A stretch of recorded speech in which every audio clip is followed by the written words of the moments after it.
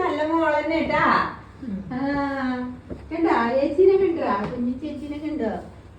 നമുക്ക് ഇരുന്നോക്കാല വെഞ്ചുണ്ട്. ഇങ്ങനത്തെ വെഞ്ച് കണ്ടിനാ നീ? ചെറിയ വെഞ്ച് കണ്ടിനാ ഇങ്ങനത്തെ?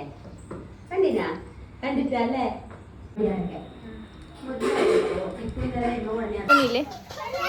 ഇല്ലേ എന്തേ അമ്മ പോട്ടാ